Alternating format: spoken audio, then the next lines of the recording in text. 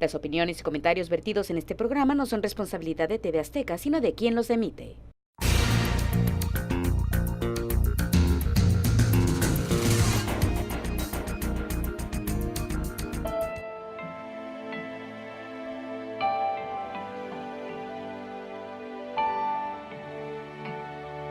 La diabetes, un mal de nuestro siglo. Según las últimas cifras de la Organización Mundial de la Salud, es una enfermedad que crece a pasos de gigante, multiplicándose en muchos puntos del mundo y de manera más notoria en aquellos países de ingresos bajos y medianos. A pesar de que una gran proporción de los casos son prevenibles, la difusión intermitente y poco profusa, más la inconsciencia de muchas personas que no cuidan su cuerpo ni prevén el mal mediante chequeos regulares, hacen que la diabetes aumente proporcionalmente con la población mundial, sin tomar en cuenta edades ni condición social. Sin duda, un problema crónico que nos preocupa a todos. Hoy pondremos sobre la mesa este tema de rigurosa actualidad con dos profesionales médicos que seguramente aclararán dudas y nos guiarán hacia un mejor cuidado protector para nuestra salud. Hoy nos acompaña Julián de Loera, médico cirujano y partero por la Universidad de Guadalajara. Cuenta con una especialidad en medicina integrada del adulto por Universidad Autónoma de Baja California. Actualmente es coordinador del programa de atención a la salud del adulto y el anciano en jurisdicción de Servicios de Salud Tijuana, Tecate y Rosarito. También contamos con la visita de Rigoberto Pallares Aceres, graduado en la Escuela de Medicina de la Universidad Autónoma de Baja California, Campus Tijuana. Cuenta con una residencia rotatoria de posgrado en Hospital General Estatal de Campeche y una residencia de especialidad en medicina interna en Hospital General del Estado de Hermosillo, Sonora. Es miembro del Colegio de Medicina Interna de México desde enero de 1989 a la fecha, médico adscrito al Servicio de Medicina Interna del Hospital General de Tijuana desde 1990 a la fecha. También miembro activo dentro de Hospital Ángeles en los comités de expediente clínico, bioética, morbimortalidad hospitalaria y medicina transfusional. También es miembro de American College of Physicians. Buenas noches y bienvenidos a un nuevo programa donde pondremos sobre la mesa un tema de interés general. El tema de hoy es un tema preocupante, es un tema recurrente. Estamos todos con la misma tensión para aprender más sobre esto, porque se ha vuelto un flagelo, se ha vuelto un problema muy serio que ya abarca distintas clases sociales y hasta perfiles etarios, ya tanto un niño como un adulto. Entonces el tema de la diabetes es preocupante. Pero para eso, mi compañera Carla, buenas noches. Hola, ¿qué tal? Buenas noches. Tenemos invitados a dos expertos, obviamente, dos profesionales, dos médicos. Julián de Loera, muchísimas gracias por estar con nosotros. Doctor Rigoberto Pallares también, bienvenido. Buenas noches. Muchas gracias, buenas noches. Un gusto estar aquí con ustedes, muchas gracias por la invitación. Al contrario, Gracias por venir. Y bueno, vamos a empezar, doctores, con una cosa, la pregunta básica sobre la diabetes. ¿Cuáles son los síntomas? Bueno, los síntomas debemos de dividir claramente de qué diabetes estamos hablando. Okay. Porque los síntomas son diferentes en una y otra variedad y aún dentro de la misma variedad puede haber diferencias.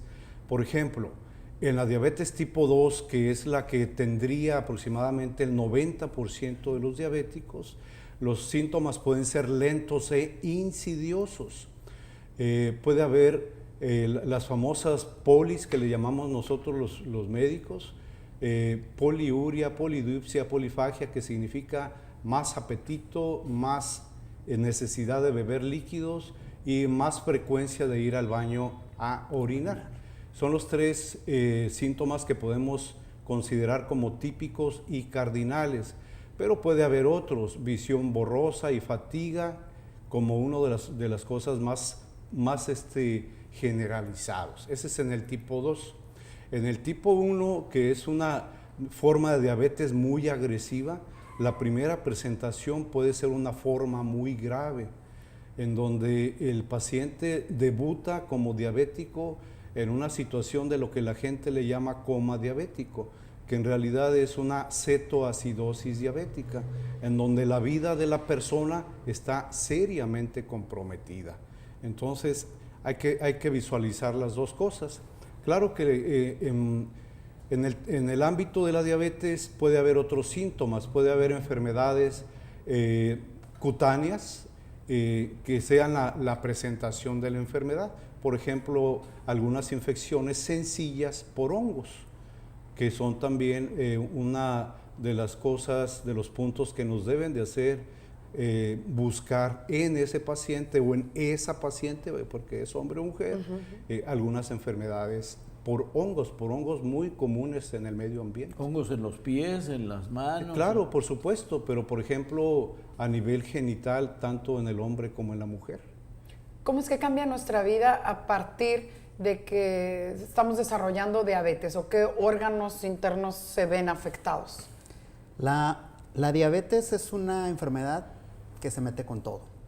La diabetes sí puede tener complicaciones muy exactas con algunos órganos, pero realmente tiene repercusiones a nivel sistémico. Okay. Es conocido que una persona ya con complicaciones pueda terminar en enfermedad renal crónica, pueda terminar con un infarto, con un embolio o evento eso va a vascular desencadenar cerebral. algo más, digamos. Así es, enfermedad periférica, alteración de la visión que termina en retinopatía, pero realmente la diabetes se mete con todo. Okay. Me gustaría también agregar que, además de los síntomas que bien comenta el doctor Pallares, es importante decirle a la población que no me tengo que esperar hasta que yo tenga estos síntomas para pensar o para creer que puedo tener o desarrollar diabetes. Claro. En México y en muchos otros países tenemos el antecedente de que 5 hasta 7 años previos podemos estar arrastrando con problemas de la glucosa, no nos ha dado ningún síntoma o al menos algo muy general y no lo detectamos, no vamos a atendernos como tal. Entonces, ¿con quién podríamos acudir y qué tipo de estudio es el que podemos prevenir de alguna manera para irlo descartando? Realmente las detecciones en el primer nivel de atención en los centros de salud se hacen sin mayor problema. Okay. Es una serie de preguntas, el llenar algunos encuesta de factores de riesgo que se determina. Se hace una determinación de glucosa periférica, es decir, ese famoso piquetito en el dedo, okay, y podemos ver si este individuo tiene factores de riesgo para desarrollar diabetes. Si esta persona nos sale positiva para estos factores que decimos, entonces se manda a hacer una prueba para confirmar o para determinar si nuestro individuo es portador de diabetes e inmediatamente hacer cambios o correcciones, iniciar un tratamiento farmacológico. Doctor Pallares, usted mencionaba hace un instante la gravedad de la diabetes tipo 1 y quisiera yo profundizar más en Claro que sí, con mucho gusto. La diabetes tipo 1 anteriormente era conocida como la diabetes juvenil, como la diabetes insulino dependiente o como diabetes tipo 1 romano. El nombre correcto actualmente es diabético tipo 1, pero el 1 arábigo. Esa es la nomenclatura correcta universalmente. Esta enfermedad se produce por destrucción masiva del tejido pancreático, por autoinmunidad o por enfermedades virales, en donde puede haber ciertos factores gatillo que desencadenan la enfermedad. El problema básico es que deja de haber producción de insulina. El metabolismo aeróbico, que es en el que nos desarrollamos los seres vivos en general, cambia, gira 180 grados y entonces se empiezan a producir una serie de sustancias dentro del organismo que cambian al metabolismo anaeróbico. Eso destruye células, aumenta los niveles de ciertas sustancias como el ácido láctico, entre otros muchos, y entonces la situación del paciente se torna muy grave. Ese paciente requiere atención médica urgente, en urgencias, para rehidratarlo y reponerle insulina. El problema es la carencia de insulina, por lo tanto hay que reponerle insulina, de tal forma que el paciente tenga oportunidad de sobrevivir, pero aún así su condición se considera grave y la mortalidad de una situación de ese tipo es muy alta o puede ser muy alta dependiendo la oportunidad en que se genere la atención médica. Y si cambian hasta el color, pues yo tuve un amigo que tuvo, él adelgazó, pero Sí. en unos meses era una cosa terrible, Sí. cómo se pone, cómo cambiaba, claro. ¿El diabético tipo 1 es delgado o es vamos a decir, de complexión normal, media? Media. No es obeso generalmente. Claro. O es delgado o es complexión media. A diferencia del diabético tipo 2, claro. en donde el obeso puede tener una prevalencia muy alta, porque la obesidad tiene mucho que ver con el tipo de diabetes tipo 2, precisamente. ¿Y cuál de los dos tipos de diabetes es más común, al menos en nuestro país? La diabetes tipo 2. Ok. Se estima en forma general que la diabetes tipo 2 afecta más o menos al 90% de los diabéticos. Ok. Y el 10% sería, por lo tanto, aproximadamente de los diabéticos tipo 1. Aunque es un porcentaje aproximado, ¿verdad? No es necesariamente exacto. ¿Y hasta cuánto tiempo podría pasar en que alguien pudiera detectar que tiene diabetes? O sea, pueden ser semanas, meses, incluso años, hasta que uno va y pues a lo mejor iba por otra cosa, por otro padecimiento y ahí descubre que ya tiene diabetes. Pero digo, ¿hasta cuánto tiempo puede pasar? Es distinto. Bien decía el doctor Pallares, la diabetes tipo 2 es la más común o la que más prevalece, pero tenemos un periodo de retraso tal vez en el diagnóstico y en la identificación de los síntomas aproximadamente de 5 años o más. Okay. Es lo que hablábamos hace un momento, no detectamos síntomas, no nos hace sentir nada, entonces yo acudo de manera rutinaria a mi consulta, tal vez por una infección respiratoria, y cuando toman mis signos vitales y toman por ahí una glucometría, ese piquetito en el dedo, detectan cifras elevadas y ahí empezamos. Hablando de géneros, ¿hay más hombres con diabetes que mujeres o es indistinto? Pues hay una variación en los porcentajes. La obesidad por lo general es más prevalente en la mujer, pero es por la situación también de cuestiones, vamos a decir, genéticas, hormonales, de distribución de grasa en el cuerpo. La mujer genéticamente tiene un porcentaje de grasa mayor en su cuerpo que el hombre. Pero el problema se da en lo que llamamos grasa abdominal, es decir, nuestra circunferencia abdominal tiene mucho que ver en el tema. Si el hombre es deportista, acostumbra a caminar por lo menos 30 minutos cada día, 5 días a la semana, es poco probable que tenga o desarrolle la enfermedad. Pero también la edad tiene mucho que ver en esto. Claro. Vamos a decir, de los 20 a los 40 años aproximadamente, el porcentaje de diabéticos es menor y aumenta con la edad, de tal forma que de los 65 años en adelante, el porcentaje de diabéticos puede ser hasta de un 60% en población que sea de riesgo, ¿verdad? Que tenga factores de riesgo. Sí, es lo que mencionábamos ahorita antes de iniciar en el programa, que antes, hace unos años, pues generalmente estaba asociada esta enfermedad solamente a la gente de la tercera edad quizá, ¿no? Pero bueno, mayores. Ahora vemos que también pues niños y adolescentes, pero sí sigue siendo entonces una mayor proporción gente de 60 para arriba, aproximadamente. Bueno, sí, aunque usted tocó un tema muy sensible, la diabetes en los adolescentes es otro de los problemas de salud pública de gran severidad y de gran importancia en nuestro país. La obesidad en la población infantil de México alcanza niveles hasta de un 30%. Y de esos jóvenes, muchísimos de ellos debutan como diabéticos tipo 2, algo que no veríamos décadas atrás, ni siquiera lo sospechábamos. Pero hoy ve usted a jóvenes púberes de 12 años en los hospitales en situación muy delicada como diabéticos tipo 2. Pero ¿a qué obedece esto? Bueno, pues es solamente a los factores. Yo diría que independientemente de lo que nos dice la literatura médica, de que hoy los niños están pegados al televisor con los videojuegos, que están entretenidos con el internet y muchas cuestiones que ya no les permite desarrollar actividades físicas, también es la cuestión, y me voy a meter en algo, no nada más lo quiero mencionar, las cuestiones de seguridad.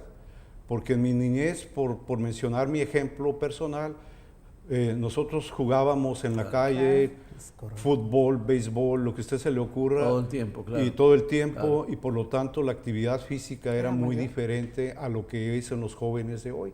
Claro. Entonces la cuestión de seguridad también incide en una situación que representa un problema de salud pública. Sería falta de ejercicio también, que los padres, pues ni ellos a lo mejor tienen un buen régimen alimenticio y por consecuencia tampoco cuidan la de sus hijos, ¿no? Así es, aunque seguramente más adelante vamos a mencionar un poco las complicaciones de largo plazo.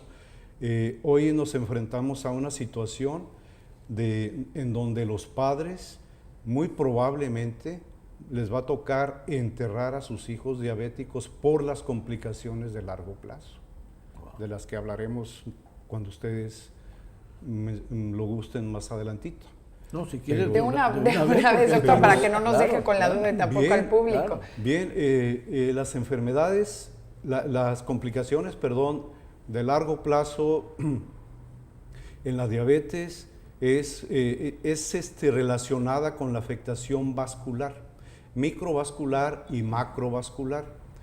Las causas de muerte en un diabético tienen que ver con el infarto del miocardio, con enfermedades cerebrovasculares en un porcentaje muy alto. La relación de muerte entre la enfermedad cardiovascular y el diabético tiene una alta prevalencia. Pero, ¿por qué me refiero a los niños o a los jóvenes en este tema?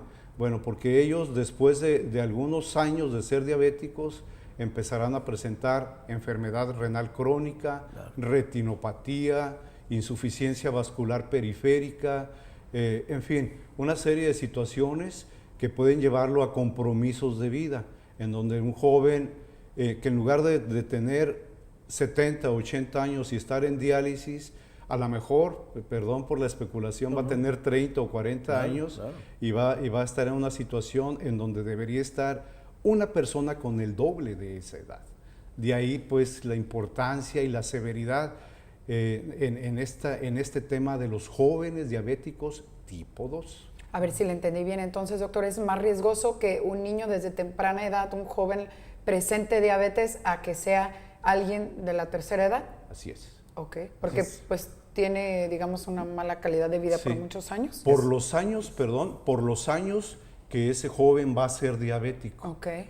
Es el tiempo, tiene mucho que ver en esto, porque va a tener alteraciones de la sensibilidad en su piel, va a tener neuropatía, va a tener retinopatía, probablemente ceguera, va a tener nefropatía, afectación del riñón, por lo tanto enfermedad renal crónica, va a tener enfermedad vascular coronaria, enfermedad circulatoria hacia el cerebro, en las arterias del cuello, y también enfermedad circulatoria a nivel cerebral, es decir, una persona que puede tener infartos cerebrales o hemorragias cerebrales.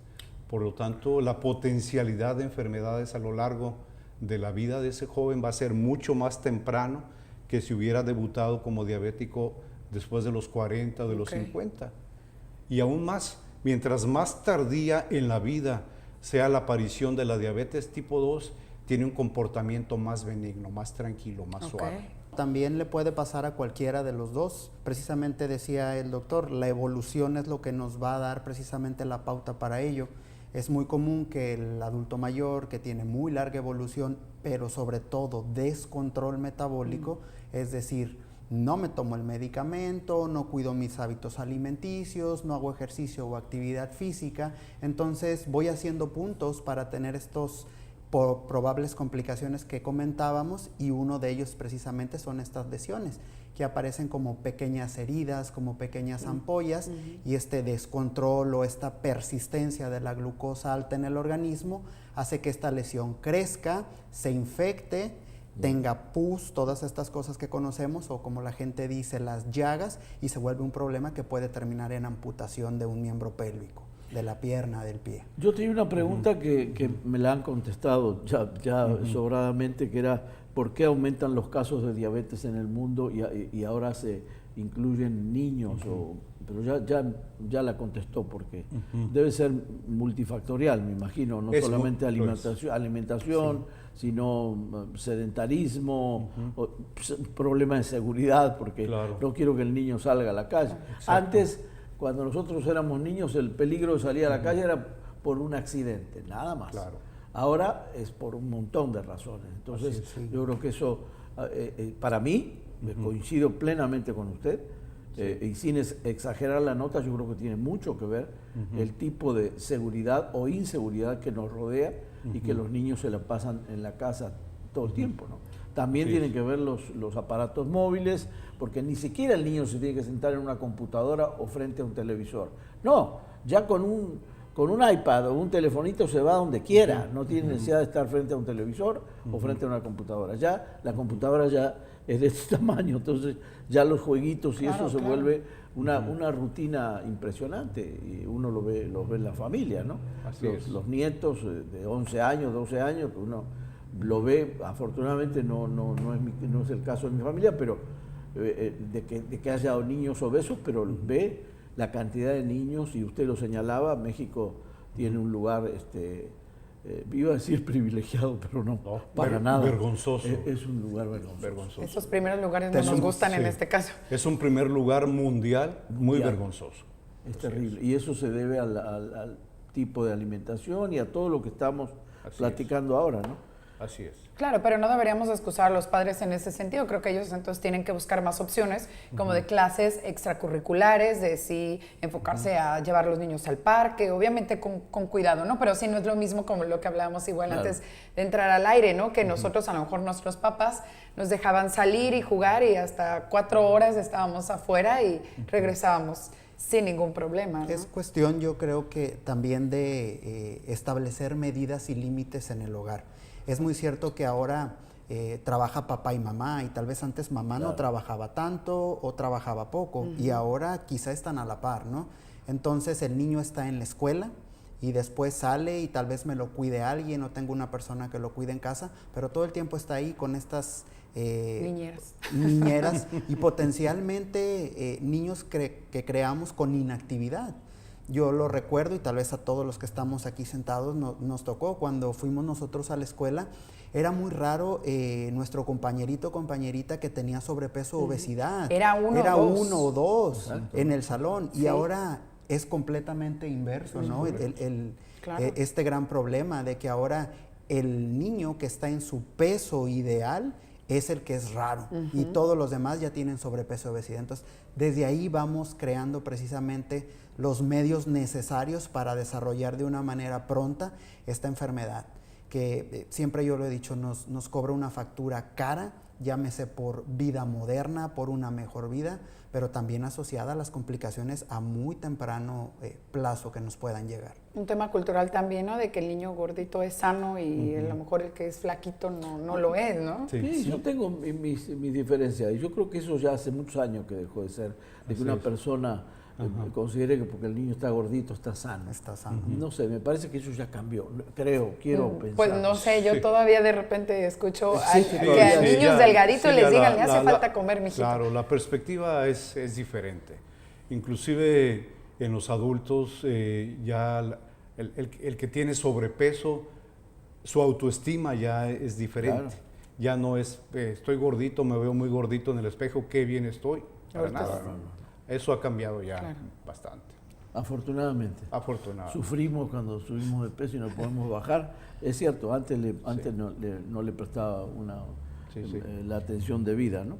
¿Qué se produce o qué se debe producir en el cuerpo para que estalle una diabetes?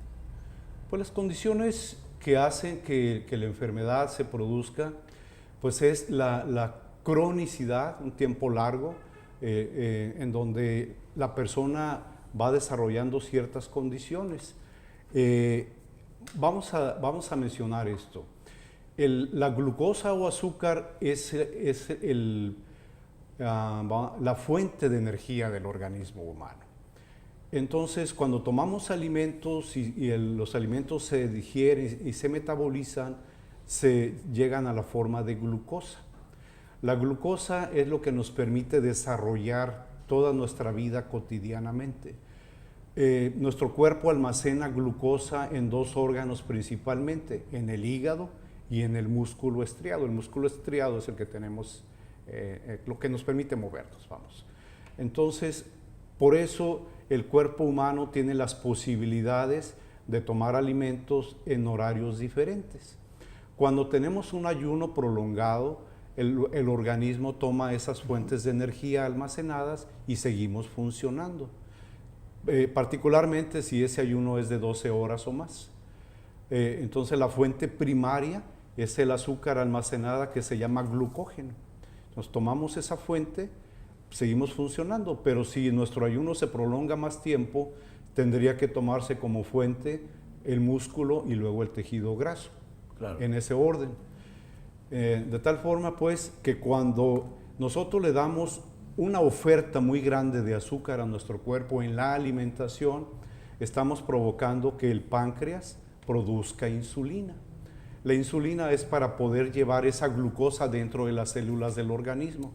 Si no hay insulina, no hay posibilidades de guardar y utilizar la glucosa. Claro. Por mencionar un ejemplo, vamos a suponer que la persona requiera para su vida cotidiana 1.800 calorías, pero le damos 3.000 calorías.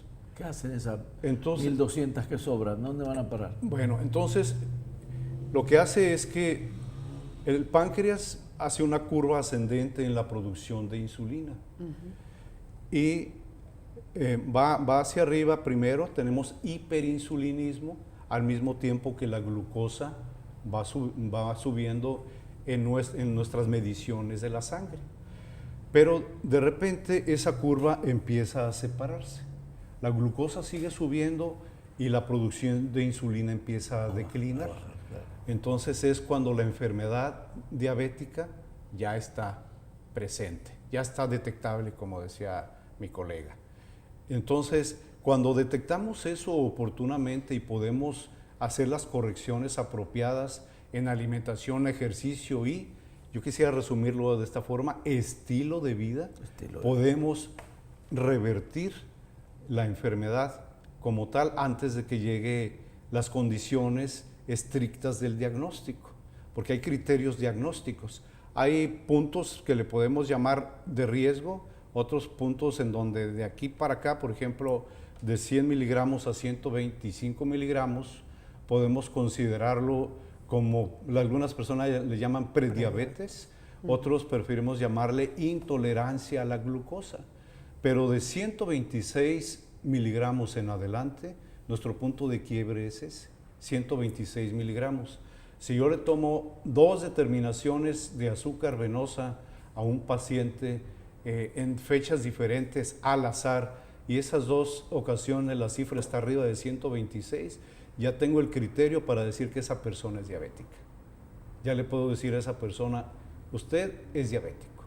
Claro. Entonces, hay otras condiciones para establecer el diagnóstico, pero básicamente el desarrollo de la enfermedad, que puede tomar años, como decía muy bien mi colega, es esa situación de la producción de insulina versus la oferta que le damos de glucosa. Entonces llega un momento en que claudica nuestro páncreas, la famosa célula beta sufre disfunción. La célula beta es la que produce la insulina en el páncreas. La célula beta. La célula beta. Así es. Y precisamente yo creo que es importante también que nuestro auditorio conozca que estas 2 primeras situaciones que comenta el doctor, es importante decirles que pueden ser, podemos regresar al estado basal o a la normalidad.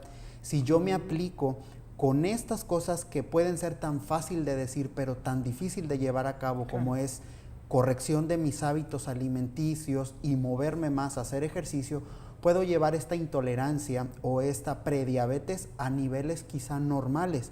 Pero una vez que pasamos esta línea de corte donde decimos, esta persona debuta como paciente con diabetes, de ahí en adelante es un fiel compañero hasta la muerte. Y si aquí antes yo tenía que hacer un trabajo laborioso para volver otra vez a la normalidad, pues de ahora en adelante mi trabajo va a ser titánico, porque voy a tener que estar cuidando qué como, qué consumo, cuánto me muevo y ayudado por un fármaco, por un medicamento. Wow. Es momento de hacer una pausa.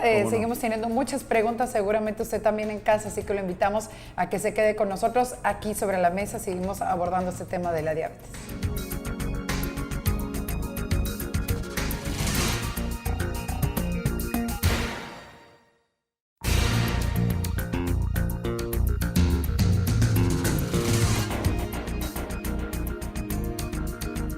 Gracias por continuar con nosotros aquí sobre la mesa. Seguimos abordando este extenso tema de la diabetes. Continúa con nosotros Julián de Loera, Rigoberto Pallares. Nuevamente el agradecimiento por estar con nosotros.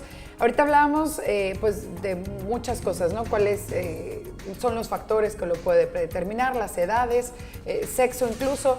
Y ahorita también abordamos algo antes de entrar al aire importante. ¿Cuáles son las opciones para estas personas diabéticas? O sea, si sobre todo el año se tienen que cuidar, pero ahorita que hay en exceso bebidas y comida, pues que se les apetece de igual manera, me imagino, ¿no? Pero ¿cuál es la opción para ellos o cómo le pueden hacer para disfrutar igual de estas fiestas? No solamente el paciente portador de diabetes, el paciente que vive con diabetes, sino también nosotros, aunque no la tengamos, es importante cuidar lo que vamos a consumir. También antes de decir estas recomendaciones me gustaría anexar, no tenemos que satanizar alimentos. Todos los alimentos tienen su parte nutritiva y que aportan un bien para el organismo. Precisamente cuando pasamos de las porciones o del tamaño necesario para el consumo es cuando empezamos a tener problemas. En estos tiempos, pues bueno, como bien diríamos o de manera coloquial, la dieta de las T, ¿no? Todo lo que tenemos, las tortas, tamales, tacos, tostadas, todo eso. Y también las cosas que son procesadas o que llevan mucha cantidad de grasas o de azúcares refinados son los que vienen a traernos mayor problemática. Pastelitos, todos estos buñuelos, los postres, los buñuelos, claro. Incluso las bebidas como el ponche y todos estos ingredientes que tiene, pues lo mejor es limitar el consumo a porciones pequeñas. Digo, es muy común que nos pongan una rebanada de pastel grande o muy generosa y no la comemos. Y también nos dan un atolito, un champurrado, un ponchecito y no lo tomamos. Claro. Y viene el buñuelo, y viene la galletita, y viene también la tostadita, el taquito, entonces vamos haciendo harina. Al fin que hay que celebrar, entonces. Claro, carbohidrato, vida solo hay una y estas fiestas perfecta, también. ¿no? Es correcto, y vamos sumando y sumando. Entonces, tal vez aquí lo que tenemos que hacer es sensibilizar a las personas y decirle, ok, tú vas a comer esto, entonces vas a tener que disminuir la cantidad de lo que vas a comer o de esa porción para que puedas probar de todo.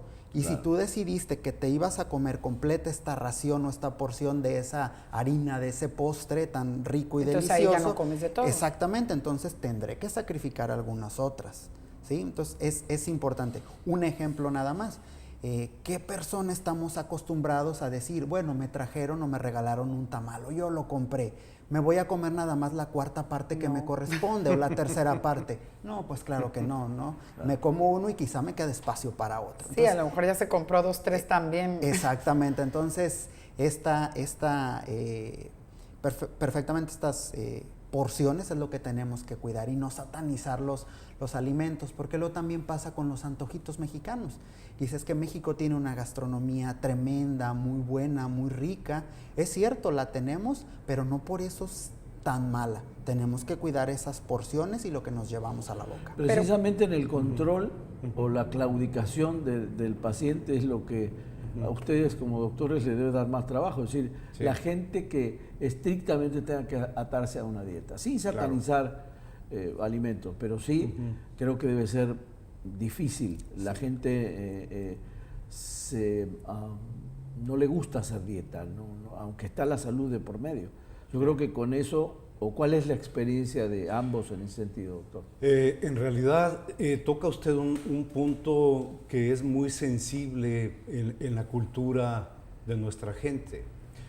Dependiendo del estrato socioeconómico al que nos queramos referir, cuando hablamos de dieta o mencionamos la palabra dieta, ya la persona está con su mente pensando que se va a morir de hambre, que va a estar a pan y agua, a más agua que pan. Esa es la primera impresión que tienen los pacientes cuando hablamos de dieta. Pero en realidad los médicos cuando hablamos de dieta nos referimos en general a los alimentos, que ya le pondremos el apellido a la dieta para diabético, de tantas calorías, con tales características. Pero el tema fundamental debe ser orientado a las necesidades personalizadas de cada paciente, de su actividad física habitual, su edad y varias condiciones más.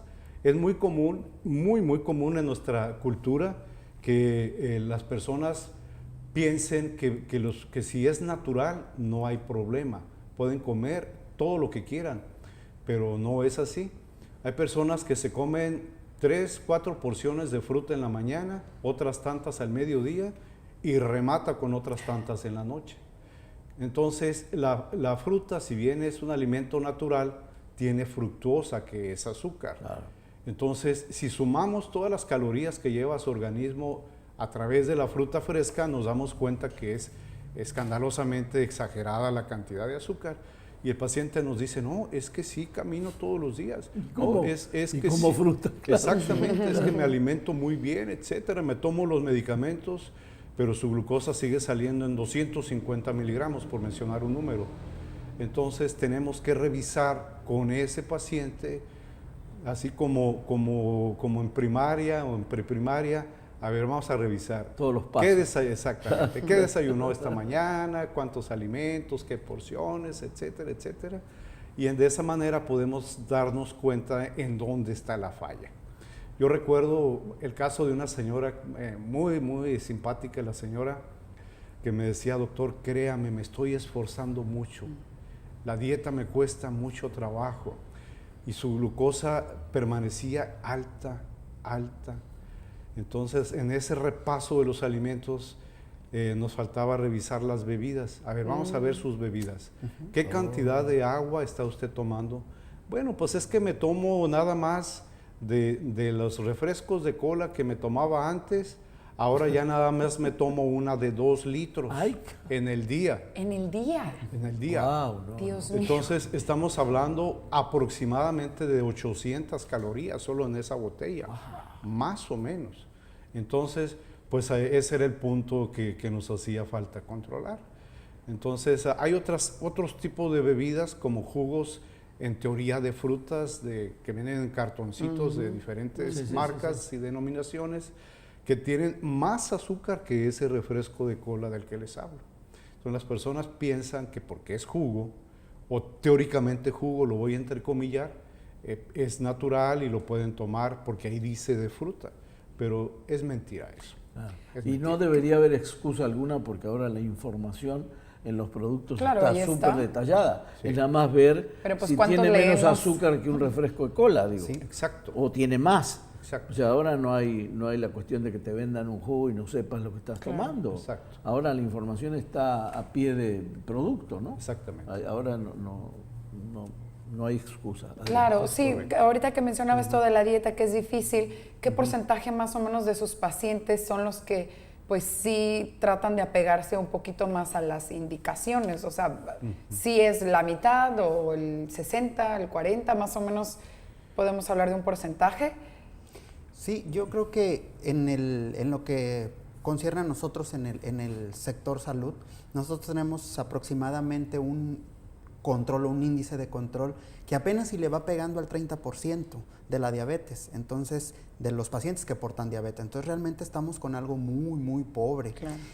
Si me regreso un poquito a una de las preguntas sobre experiencia que decían, yo siempre a los pacientes les pregunto, ¿hizo las indicaciones o las recomendaciones que dijimos la vez pasada? ¿Tomó sus medicamentos? Y a la primera el paciente contesta, sí doctor, lo hice como usted lo dijo. Y como bien decía el doctor, la glucometría y los signos vitales me dicen eso que no. No. Entonces, por ahí alguien me enseñó, pregúntaselos nuevamente, pero diferente. Okay. Entonces le vuelves a lanzar la pregunta y le dices, oiga, entonces ¿a qué hora se tomó el medicamento? ¿Y qué tantas porciones usted comió? ¿Qué tanta tortilla, qué tantos panecitos y galletas? Y va saliendo la información hasta que te dice, no, pues realmente solo estos 3 últimos días antes de que me fuera a tomar los exámenes fue cuando me cuidé. Claro, entonces ahí sale todo esto y es lo que viene a ser este pobre control. Entonces realmente tenemos que redirigir las estrategias a lograr impactar con la población en que logre hacer estos cambios y también en uno. Porque uno como médico le das tus recomendaciones necesarias al paciente, pero más tarde que el paciente nos encuentra en la calle o nos ve en otro lado y el médico está haciendo lo mismo. Claro, a nadie le gusta perder la salud, ¿no? Porque claro, es lo más preciado de la vida. Así es. Pero no sé, en este caso de renuencia seguida del paciente, cómo manejar eso, cómo asustarlo, cómo decirle, oiga... ¿Será que no le toman la importancia de vida? ¿Lo toman a ligera? Lo que se ha aprendido con experiencia en el paciente diabético es involucrarlo. ¿Cómo lo podemos involucrar? Bueno, con el automonitoreo. Yo le doy una hoja a un paciente y le indico en qué horarios del día se va a verificar su cifra de glucosa capilar y me lo va a anotar en una hoja y me va a traer esa información. Entonces, cuando el paciente toma nota y se da cuenta que sus cifras andan en 300, en 200, etcétera, que tiene una variabilidad muy alta entre horarios diferentes, entonces es cuando empieza a entrar en razón de por qué le decimos lo que le decimos.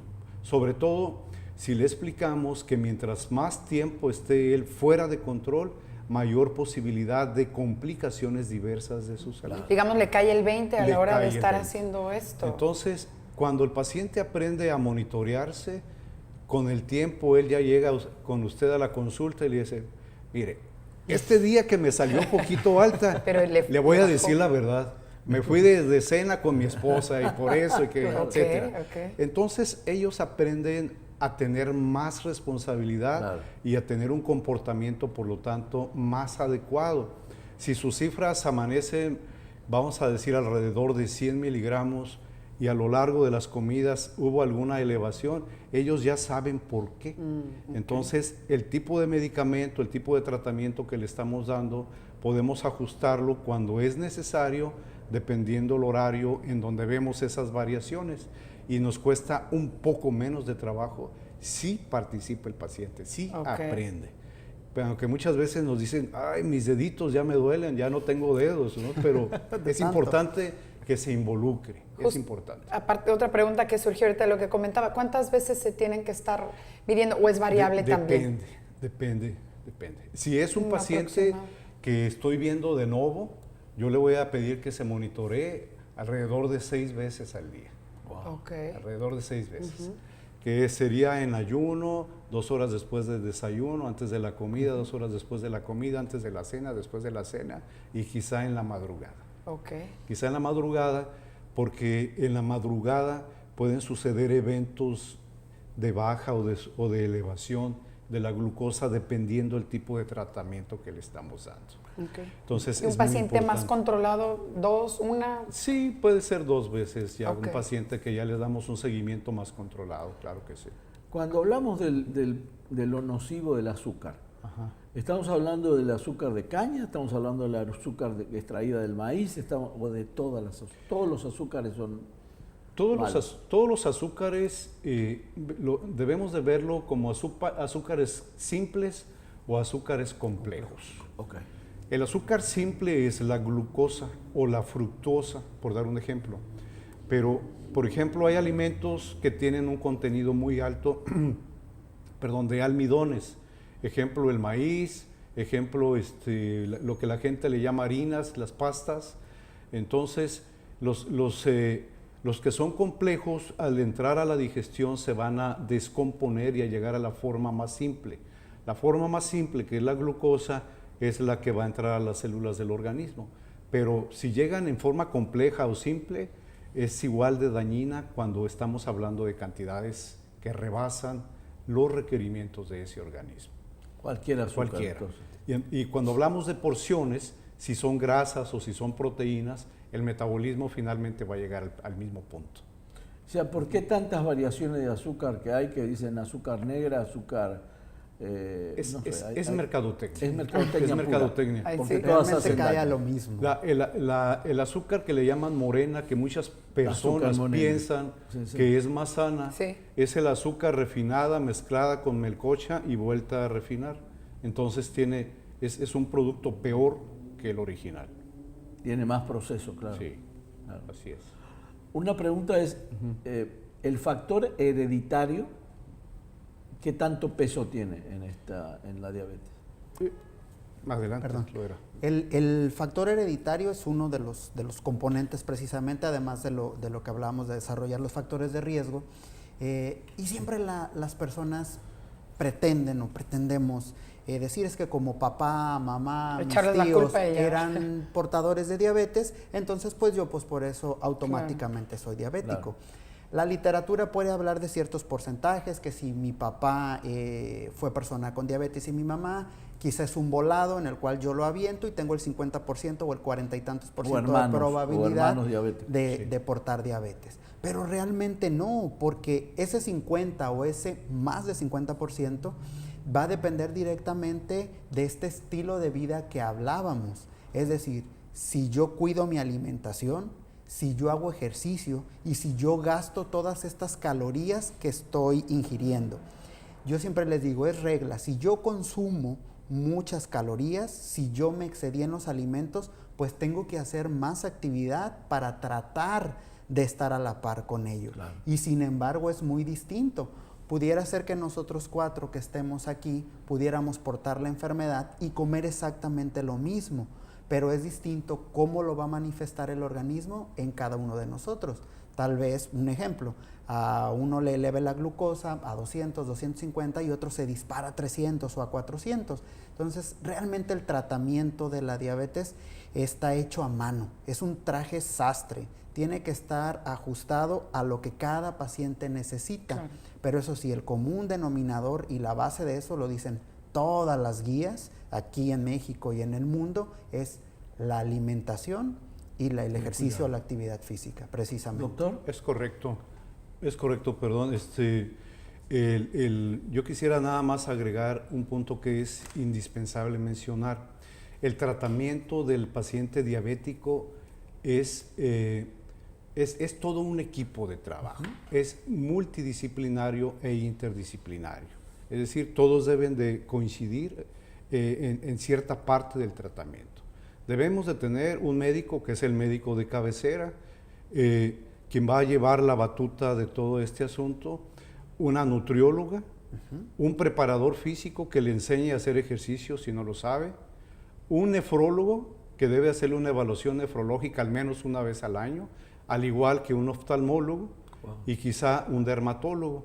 Entonces, es todo un equipo de trabajo. Si el paciente no lleva el orden adecuado de todo este tratamiento y seguimiento, es un paciente que puede estar condenado a tener complicaciones lamentables. Les decía yo al principio de esta charla que la enfermedad vascular es la primera cuestión que se conoce como complicación de largo plazo, microvascular y macrovascular. Bueno, la pérdida de extremidades es causada precisamente por eso. Cuando hay infecciones, cuando no responden adecuadamente las infecciones a los antibióticos, cuando se gangrenan los tejidos, es porque no llega suficiente irrigación sanguínea y oxígeno y medicamentos a la extremidad afectada. Ese es el punto más importante.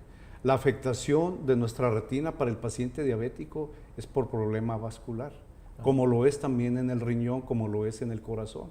Entonces, mientras más podamos sensibilizar y educar a nuestro paciente, perdón, me faltó mencionar esa parte del equipo, necesitamos educadores, no solamente la educación que yo le dé o le transmita en mi consulta al paciente, sino personas que tengamos en grupos pequeños en donde transmitan el conocimiento y la experiencia para que el paciente aprenda a conocerse, como mencionábamos el automonitoreo.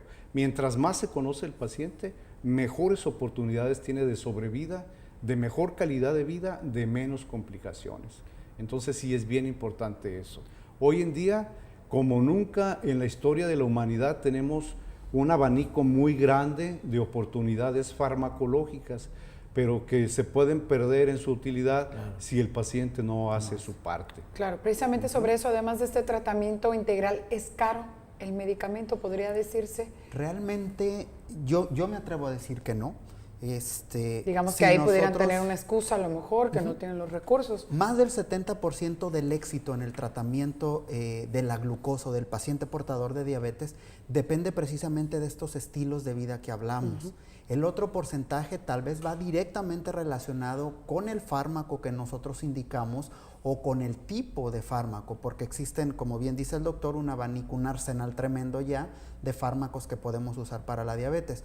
Pero podemos usar el mejor, el más nuevo, el más caro, pero si yo no cuido mi alimentación y si yo no me preocupo por hacer ejercicio, como hemos venido diciendo, pues ese dinero va a estar tirado a la basura. Ningún medicamento es milagroso que corrija todo. Es correcto. Y otra parte también que creo que nos ha faltado un poquito aquí en la charla es, ya tengo el ejercicio, ya tengo la alimentación, ya tengo el medicamento adecuado y la prescripción médica, ¿no? Pero el apoyo de la familia. No es solamente el paciente portador de diabetes o el paciente diabético, como decimos, es la familia, es todo. No se vale que yo soy portador de diabetes y yo tengo mi alimentación aquí muy light, muy verde, muy bonita, pero todos a mi alrededor están comiendo una cosa completamente distinta. Y hasta lo antojan. Es cruel eso, es cruel. Exacto. Entonces también es invitar a la familia, meterla en este rol, porque ahorita yo lo desarrollé, pero todos mis familiares no les caería mal ellos también cuidarse, ¿no? Es correcto. Entonces el apoyo familiar es vital para el control metabólico. Yo leí una cifra que la quiero compartir porque me pareció una cosa exagerada, pero ustedes me dirán. Sí.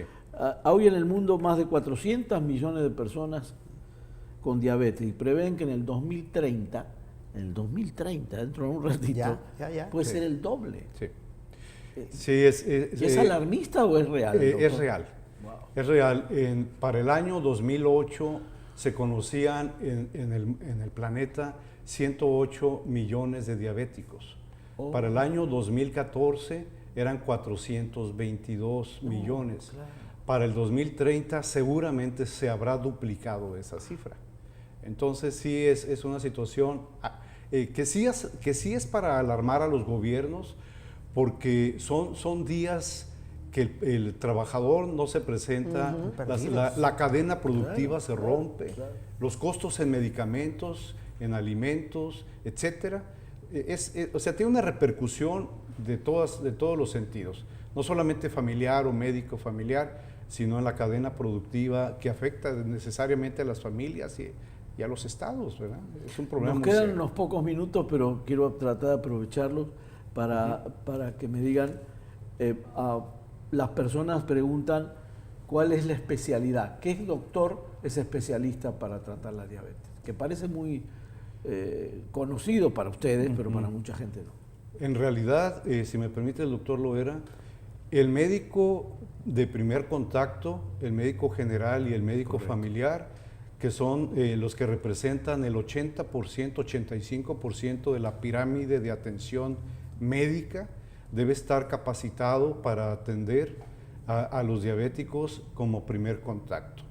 El 12% de esa pirámide poblacional debe descansar sobre lo que es la especialidad y subespecialidad, que sería el internista, y solamente el 3% el endocrinólogo, oftalmólogo, etcétera, que mencioné hace un momento. Entonces, esa debe ser la proporción aproximadamente.